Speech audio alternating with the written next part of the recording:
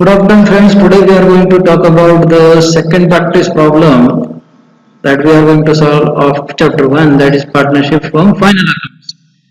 See the problem directly which is given on the slide, Nene and Kani. It is also a solved problem from your textbook, but I think that some adjustments, some new adjustments and the journal format of the trial balance must be known to you. For that purpose, I am revising this type of problem, and particularly new items are given in this particular problem, because of which you must be known, you must be familiar with these items while solving the problem. So you will not feel that it is new to you.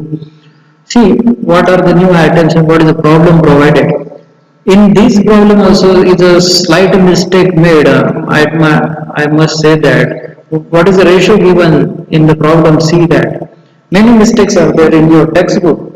So just go through it and you will find many things. If you get perfect, you will able to find out the mistakes in the textbook. So you will be get perfect in that chapter. So like that practice we are going to do. Nene and Kani, these are two partners and their profit sharing ratio. What is C their ratio? 6 is to 4. So actually ratio is what? Simplified ratio 3 is to 2. Then from the following trial balance adjustments given below, prepare trading account and profit and loss account for the year ending 31st March 2019 and balance it also on the same date. Trial balance is provided of the same date, same year. Capital is given Nene and Kane 15 lakh and 10 lakh. These are given in credit balances. Always it is have credit balance capital accounts. So we will open that account. So nothing posting will be later on the liability side. Then debtors is given. Debtor आपको दिया है कितने debtor दिया है आपको 4,50,000. Debtors की amount asset में जाती है सो asset creditors amount 3 lakh asset sorry liability creditors amount is a liability. Rent 10 months, it is also hidden adjustment like problem in the previous lecture. 10 months का आपका जो रेंट है वो कितना है 10,000 है, मतलब एक महीने का रेंट कितना हुआ ऑब्वियसली 1,000. सो कितना अमाउंट ऑफ कितने महीने का रेंट पे करना बाकी है 2 महीने का, क्योंकि हमारे अकाउंटिंग ईयर में भी 12 मंथ्स होते हैं. सो 2 महीने का रेंट बाकी है. So that 2 months rent must be paid and must be shown as a due amount. So it is a due amount which is called as outstanding in accountancy. So add 2,000 that must be given for this rent on profit and loss account. So ये rent account आपका कहाँ पे जाएगा? Profit and loss account में जाएगा. आपको 2000 का outstanding यहाँ पे ऐड करना है. It is a hidden adjustment. Bracket means what? This bracket means what? Hidden adjustment. तो आप बोलोगे ये नीचे ब्रैकेट दिया है फिर से स्टॉक को, ये भी हिडन एडजस्टमेंट का नहीं, बिल्कुल नहीं. यहाँ पे आपको ओपनिंग डेट दिया है, स्टॉक का डेट दिया है, मतलब ये ओपनिंग फिगर ऑफ स्टॉक है. सो ओपनिंग स्टॉक कितना हुआ अपना 5,35,500. प्रीमाइसेस 8,50,000. सो स्टॉक जाता है ओपनिंग स्टॉक ट्रेडिंग में, प्रीमाइसेस जाता है एसेट में. Likewise in the previous problem, पिछले प्रॉब्लम में आपको प्री होल्ड प्रीमाइसेस दिखा था, यहाँ पे उसको दूसरा नाम premises. Okay, so salary is 50,000 which is shown in the profit and loss account always. So profit and loss account item. Discount के दो फिगर्स आपको दिए हैं, एक डेबिट में दिया है और एक क्रेडिट में दिया है. इसको वैसे ही प्रॉफिट एंड लॉस की डेबिट में ये डेबिट वाला 800 रुपीज जाएगा और क्रेडिट में ये 950 वाला क्रेडिट जाएगा. ये डिस्काउंट अलाउड है इसीलिए डेबिट में, ये डिस्काउंट रिसीव्ड है इसीलिए क्रेडिट में. Motor vehicle 3,70,000, it is a asset. Sales, it is a income source shown on the credit side of trading account. Purchases 6,40,500 which must be shown in the purchases in the trading account. Then wages 10,000. Office expenses 20,000. Wages trading item. Office expenses indirect expenditure, that's why profit and loss account. Bank overdraft credit में दिया है 1,50,000. So bank overdraft is a liability item. Returns, दोनों returns दिए हैं जैसे last problem में दिए थे 5,500 और 3,500. डेबिट की जो है वो सेल्स रिटर्न है, क्रेडिट की जो है वो परचेस रिटर्न है। तो सेल्स में से सेल्स रिटर्न माइनस करेंगे, परचेस में से परचेस रिटर्न माइनस करेंगे। Next item, see it carefully, it is a provident fund investment. जैसे इन्वेस्टमेंट होता है वैसे ही ट्रीटमेंट इसकी है। तो provident fund investment 8 lakh rupees आपका एसेट में जाएगा, लाइक वाइज इन्वेस्टमेंट। इन्वेस्टमेंट जैसे आपकी करंट एसेट करके आप ट्रेड करते हो, उसे एसेट में शो करते हो, वैसे ही 8 लाख रुपीज को भी आपको कहां पे दिखाना है, उसे एसेट में दिखाना है। Cash in hand 40,000, so it is an asset item.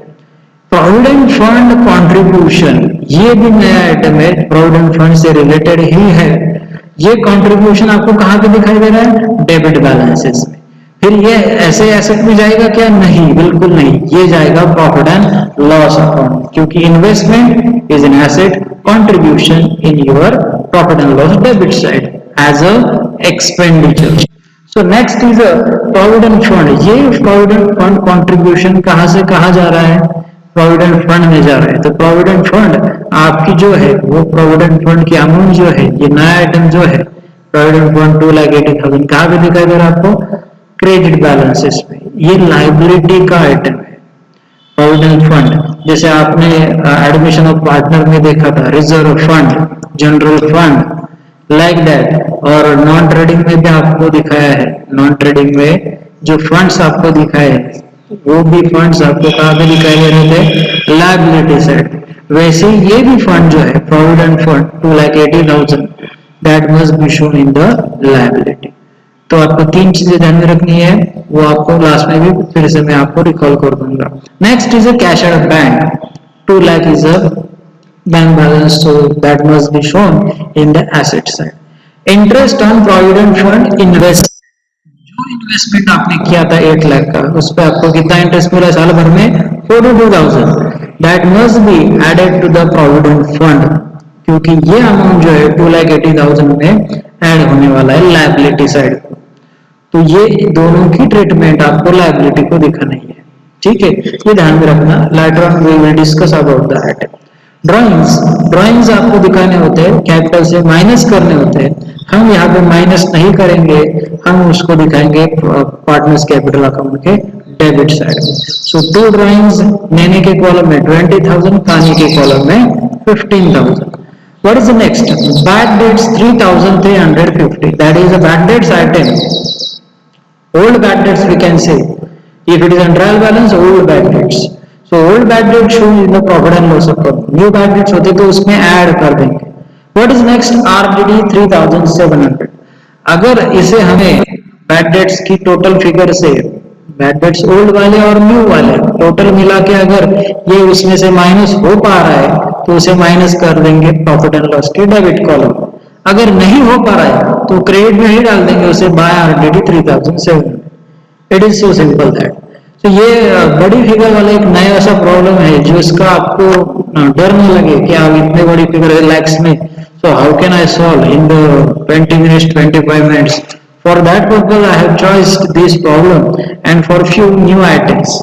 See next, closing stock. Closing stock adjustment is there provided as always 3,60,000 trading के क्रेडिट में, एसेट की बैलेंस शीट की एसेट साइड में।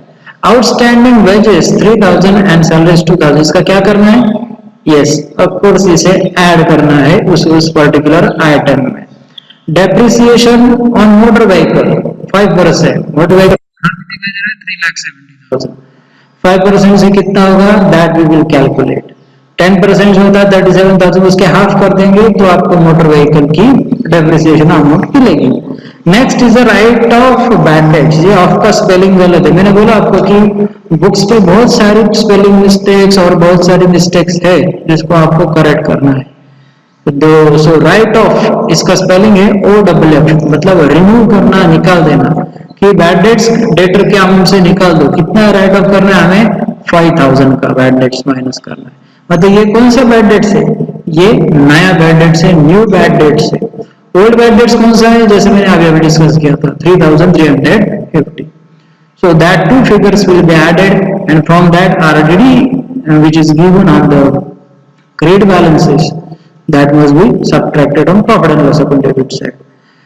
Then we will see provide for RDD and 5% on sundry debtors. ये भी important adjustment है जिसका effect आपको पता है, फिर भी हम रिकॉल करेंगे कि अगर एडजस्टमेंट में आपको न्यू बैड डेट्स दिए हैं तो वो डेटर्स से पहले माइनस करो. कहाँ पे डेटर्स की फिगर है? यहाँ पे 4,50,000 minus these 5,000, so you will get 4,45,000 net amount of debtors, and from that amount you will calculate, on that amount you will calculate 5% new RTD. So by 5% that will be calculated and simply shown on the profit and loss account debit side. ये bad debts में उसे add कर देना है, इस bad debts में उसे add कर देना है, किसे? न्यू आरडीडी को और न्यू बैड डेट्स को. और किसे लेस करना है? क्रेडिट वाले आरडीडी को. मतलब तीन आइटम्स आप ऐड करोगे, bad debts, new bad debts, new RDD, less old RDD. Okay, then Kane would reduce 6,000 for his personal use. काने जो है, जो सेकेंड पार्टनर है, पार्टनर का सीक्वेंस आप एग्जाम में नहीं चेंज करोगे, जो है वही रखो. काने ने विड्रॉ किए 6,000 के goods. It is use for personal use, so it is a goods drawings. First effect of it on the trading account credit side and second effect of it on the partner's capital debit side. Let's start with the problem solution. Trading account and profit and loss account for the year ended 31st March 2019. Particulars amount inner outer column, particulars amount inner outer column. To opening stock 5,35,500 as usual amount of opening stock given. Purchases 6,40,500 less returns 3,500. So you will get net amount of purchases 6,37,000. Next sales हम लिखते हैं, अगर वैसे ही credit में sales की figure डाल देंगे. By sales account 8,40,500 less returns 5,500. So subtraction is 8,35,000. Then wages का आपको आइटम दिखाई दे रहा था डेबिट कॉलम में, out of the trading account column items that wages is provided 10,000 and outstanding की फिगर आपको एडजस्टमेंट में दी थी 3,000. So added back in the wages item, so you will get total wages 13,000. Credit side में आप दो adjustment के effect बचे हैं, वो हम दे देंगे. कौन से दो इफेक्ट है? The goods for personal use. जैसे हमने लास्ट प्रॉब्लम में देखा था गुड डिस्ट्रॉयड बाय फायर, वैसे ही इसकी भी ट्रीटमेंट है by goods taken over for personal use in the trading account credit column. Second effect उसका पार्टनर्स कैपिटल डेबिट में. Then closing stock is provided 3,60,000. Total आएगा 12,01,000. Out of that, these three figures subtracted and you got the gross profit amount 15,500. This gross profit brought down to the credit side by gross profit brought down 15,500. brought down कर लिया. अब trading profit and loss account यहाँ पे start हो रहा है. So to rate 10,000 add outstanding 2,000 outer column 12,000. ये easy adjustment है, आपको मालूम है.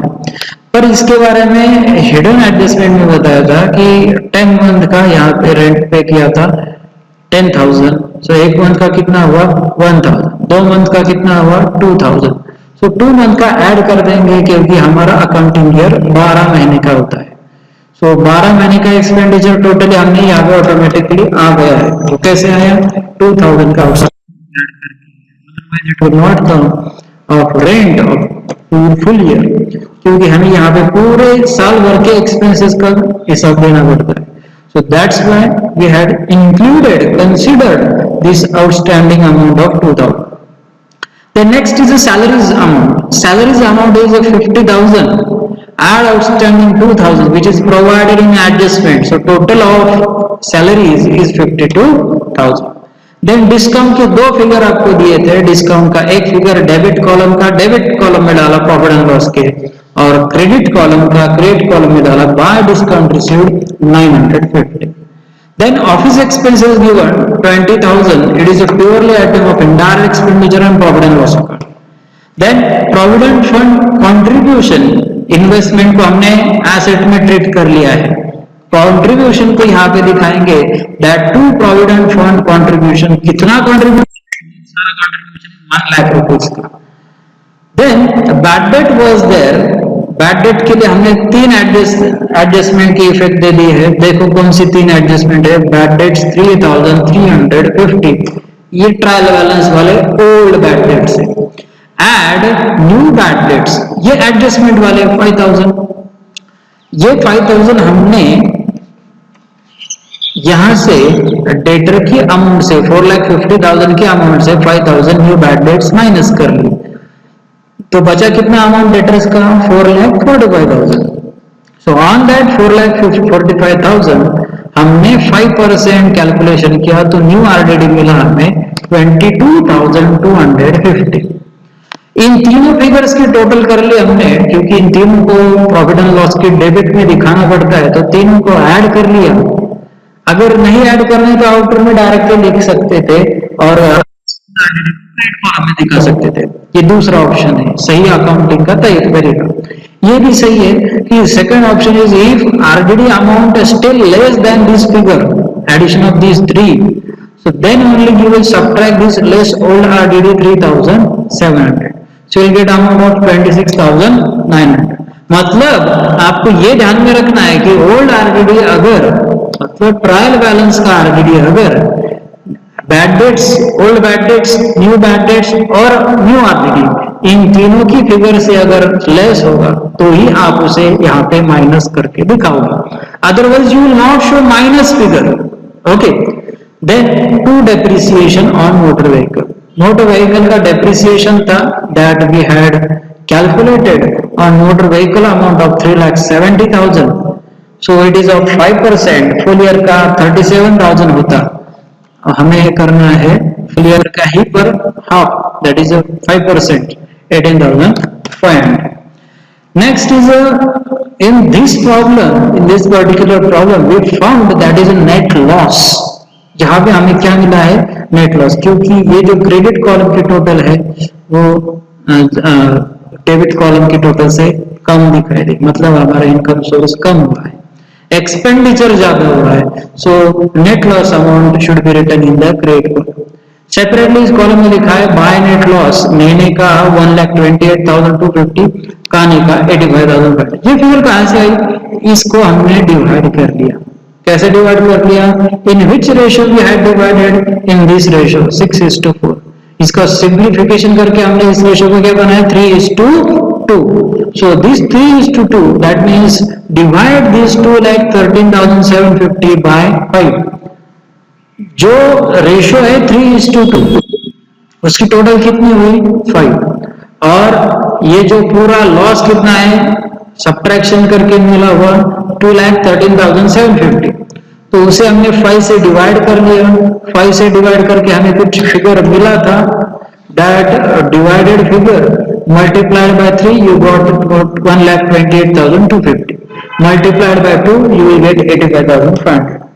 सो बाय नेट लॉस यहाँ पे क्रेडिट में आपको दिखाई दे रहा है, तो वो ऑटोमेटिकली पार्टनर्स कैपिटल के कौन से साइड को जाएगा, डेबिट साइड को जाएगा। तो यहाँ पे हमने नेट लॉस देखा है।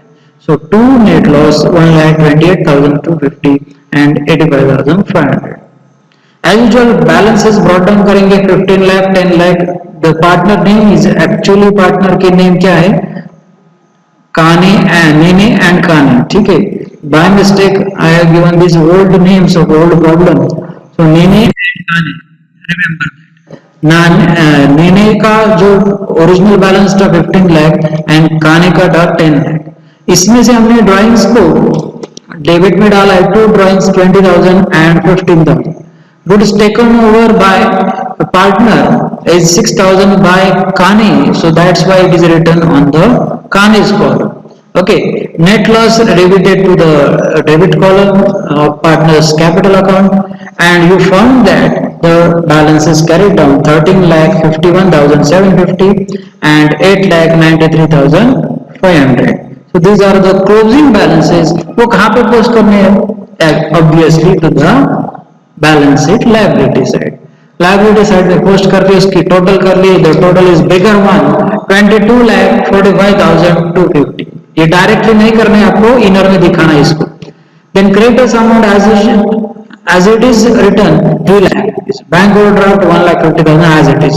प्रोविडेंट फंड, इसके बारे में मैंने आपको बताया था कि फंड जो है, फंड्स जो होते हैं वो कहा जाते हैं लायबिलिटी में, तो वही हमने यहाँ पे 2,80,000 add interest on provident fund investment जो आइटम था हमें ट्रायल बैलेंस की क्रेडिट में मिला हुआ 48,2,000 का, वो इनकम हमने यहाँ पे डाला है पर्पसफुली। ये अलग टाइप का इनकम है 42,000 का, because it is interest on provident fund investment, it is shown, it is added in the fund, so later on it is distributed among the partners in future, so for that purpose it is add back in the provident fund, क्योंकि ये fund उनका है, partners का है, so that's why it is added, and total of it 3,22,000।